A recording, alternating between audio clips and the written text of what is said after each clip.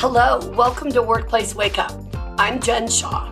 Every week, I spend about 15 minutes covering legal developments, introducing you to interesting guests, and providing some entertainment to start your workday. We're going to talk about hiring effective HR leaders. I have been helping a client try to find some sort of interim, temporary HR leadership in the organization. They're doing a lot of growing and changing, and they want some HR guidance from the outside to come in and really help them make sure they're on track, make sure they've got what they need, but they don't really need to hire someone permanently at this point. What it has taught me, this experience, is that HR folks are a unique group of people, right? And we already knew this. I mean, I love HR folks. I love the community. We go to the SHRM conference every year, and we get to meet thousands of you, and we love it, and it's amazing. And our local Sarah chapter has the most incredible HR professionals in it. And we love HR people. You are smart, you are kind, you are innovative, you are creative. There's so many great things about it. And by the way, I don't care if your title is HR professional, right? You may run a business, like my sister runs a business down in Aptos. She is their HR director, right? She's their ops manager. She does everything. She's an HR professional. That's who I mean. You folks are amazing. And what I realized as part of this experience with my client recently is that you have a lot of great HR folks to choose from when you're looking to add to your team, whether on a regular basis or on a temporary or interim basis. But you've got to really be careful who you bring into the organization. Every organization has a different culture, a different mindset. Sometimes we have hands-on owners and senior leaders. Sometimes we have folks who just want HR to run with it. The bottom line is you have to hire people who will be effective in your organization. And that's easier said than done. Because what happens, I think, for all of us, and this is really true no matter what position we're hiring for, we end up focusing on the skills that we need, right? Do they know how to manage the Family and Medical Leave Act? Do they understand how to write an effective performance improvement plan? Do they know what questions I shouldn't be asking during the hiring process? By the way, we're going to talk about that issue next week. Those skills obviously are critical for an effective HR leader, but they're not enough. You also need someone who can communicate within your organization, who understands what makes your organization tick. And I'm feeling like we don't spend enough time interviewing HR folks who we're considering adding to our team. We need to understand their philosophy, their communication style, how they approach conflicts at work. These are things that you really have to think about in terms of how you're going to get at them in an interview. How are you going to figure out what somebody's philosophy is? How are you going to understand how they resolve conflicts at work? You got to ask them, hey, tell me about a recent conflict at work and how did you deal with it? Tell me about a recent situation where you were giving senior leadership guidance or you were giving your HR manager guidance if you're hiring a more junior person, and they disagreed with you. What did you do about that? How did you handle that? You're going to find out all sorts of interesting things. We interviewed candidates for this client I told you about a moment ago recently, and some of the things the people said in the interviews were really interesting. Like, what have you done recently about a conflict with a senior leader? Nothing. My word stands. That's what the candidate said. Well, the HR person's word doesn't stand, right? We are advising, we are giving consultation, we are facilitating things as HR professionals. We are not usually the decision maker. Now, we may be sometimes, but we aren't always. So we have to figure out, how is this candidate going to work with the team we already have on the ground?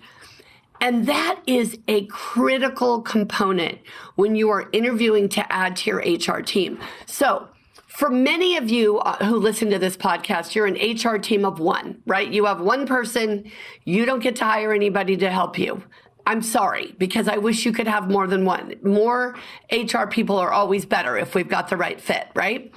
For others of you, you have a lot of people on your HR team, and you may even have it divided up as comp and benefits and recruiting and training and development. You're thinking of adding to the team in different places. You're going to need different things. You're going to need to be focusing on different attributes, different skills, different abilities. We need to treat hiring for our HR team just the way we treat hiring for any other member of the organization. So all the time and energy you spend helping managers and supervisors get the right person in the door, you've got to spend that much time on your HR team. And we tend to short shrift it. We also tend, and that of course is because we are busy and we are overwhelmed and we have a million things going on, and we would just like to be able to get someone in the door without having to go through a bunch of hoops, right? But the shortcut often ends up in a real difficult situation because maybe somebody has been referred to us. Maybe we've worked with someone in the past and we assume they're going to be a great addition to the team. We don't ask them all the questions we would normally ask. And here they are. They show up and they don't have the right approach. They don't have a style that works with what we're already doing. Now, that doesn't mean we don't want new blood, new perspective, new viewpoints. Of course we do. But I want to make sure you're really thinking about how to get the right HR person in the organization. So let's talk about practically what we need to do. First of all, you've got to make sure you're advertising for what you really want. If you need a guru in leave and reasonable accommodation administration, then you better advertise for that. You don't want to be saying senior HR professional needed in Fortune 25 company and just assume that's going to cover it. What do you need them to do? And obviously it's going to depend on the level, where they're coming in the organization, and what your specific needs are. So that advertising, that outreach is a very important component of this process. Then you have to figure out who's going to be on the interview panel. Who do you want to interview these folks? And you don't necessarily have to do a panel. I like panels because I think it's really good to see how a candidate handles getting questions from multiple individuals and how they can sort of manage the process, particularly if they're going to be an HR professional in your organization. They need to know how to do that. They need to know how to manage that process. But you have to have the right people on the panel. So are you going to have some HR people? Are you going to have the owner? Are you going to have a manager or supervisor? I think it's a really good idea to have a non-supervisor, a non-manager, right? Somebody who's what we call rank and file, right? They don't manage anybody. Still, wouldn't it be great to have their impression of this HR person? By the way, the other thing you get when you have different people on the panel, you have a wide variety, a diversity. No, I'm not talking only about race, color, sex, national origin. Diversity of positions, of perspectives, of seniority, longevity. What you get is buy-in. So everybody who's on that panel who thinks that a candidate is the best person to bring in, they are now invested in the success of that candidate. They are now wanting that person to succeed. So you now have a virtual ambassador out there, right, who's wanting that person to be able to do what they need to do to succeed in this organization. And that is such an important tool, and it can be so effective once the HR person gets in place, helping them to become the effective leaders that we need them to be. Okay, so you got to have the right people on the panel. Then, of course, you got to ask the right questions. So in addition to the questions we're going to talk about next week for any position, we're doing a podcast on interview questions that matter. And that's going to be important for you to listen to as well. In addition to those questions, I want you to think about specific HR type questions. For example, how do you deal with people who get upset? What if you're having a meeting with an employee and they start to cry? What do you do? You would think it's an obvious answer, right? I stop talking. I get some Kleenex. I ask the person if they're okay. I ask the person if they need a break. That all makes sense, but it's not obvious. Depending on where the folks you are interviewing have worked before, you want to know how they would handle those types of situations. You also want to ask about their prior experience, obviously, but not only their HR experience. That's a trap we sometimes fall into, where we're thinking about, okay, I'm adding a human resources professional to my team, whether it's the first one on the team or the 50th one on the team. I want to know about their HR experience. I don't really care if they waited tables in college. You know what? Yes, you do. Yes, you do. You want to know what their life experience has been. What have they gone through? What have they handled? What challenges and opportunities have they faced? How have they dealt with them? What are their proudest accomplishments? Those are really important when you're bringing an HR professional onto your team. What do they value? Do they value communication that's in person? Well, if you're a remote workplace or a hybrid workplace even, that might not work for you.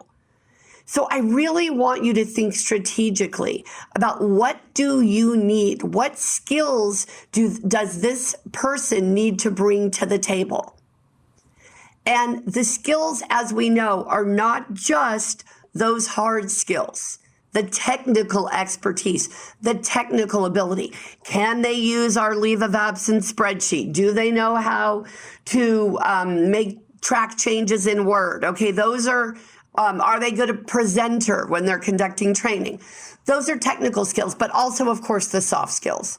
How do they listen? How do they communicate? How do they connect?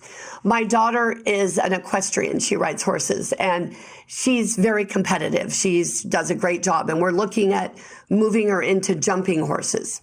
So we went to look at a horse the other day, and she gets on the horse, and she says, "Mom, I have a connection with him." Like, she immediately felt this instant sort of buzz with this horse. She's tried a lot of horses. She hasn't felt that with every horse. But with this particular horse, she felt connected. She felt the buzz. She felt, okay, let's ride this horse. And he was super big. He's a warm blood, so he's a very big horse. She said she was holding on for dear life at certain points of her test drive. But she loved it. And she's talked to me about it a few days later. She says, Mom, I really feel that connection. You need to understand how your HR person is going to connect with your team. What do you want them to do? How are you going to get them to communicate what you need communicated, to drive the compliance that you need, to get the training actually in effect, right, to facilitate the training, but also to make it work so that people are following what you're doing in the training. All of these things are connection points for HR professionals. And frankly, it's why I love going to all the HR conferences and employee relations conferences and labor relations workshops to meet with all of you, because you're so brilliant and on top of it, and you have such empathy and such care about what's going on at work. That is not enough, though. You've got to find the person who connects to your workplace. All right. So when you're looking at hiring HR professionals, all right, and making sure they're effective leaders for your team, place the right advertisement. Say what you want. Advertise for what you need. Pick the right people for that interview. Whether you're doing individual interviews or team interviews, you need buy-in. So if you're going to do it, get the right people from the organization.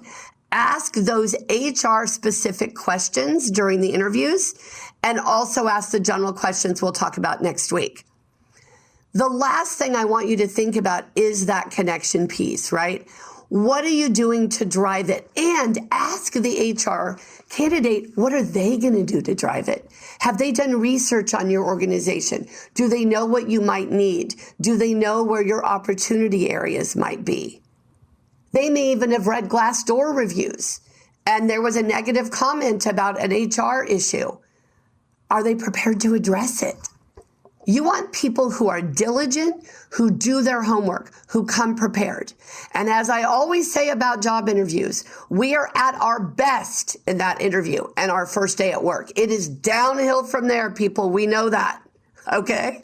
So if you're not feeling it in that interview, don't bring that person on the team. You don't just need someone with warm breath, all right? You need someone who's going to be dynamic and creative and get the job done. Thank you so much for joining us today, everyone. I love having you on the podcast with me. Please send in your ideas, your thoughts, your perspectives. We love to hear about them, and we'll see you next time. If you enjoyed this episode and would like to spread the word, please share it with others, post about it on social media, and/or rate and review it. Of course, you can also follow us on LinkedIn, Facebook, and Twitter, and email us at info@shawlawgroup.com. Workplace Wake Up, including its guests and hosts, do not provide legal advice in this podcast. Do not act upon any of the information discussed in this podcast without consulting a licensed attorney in your jurisdiction.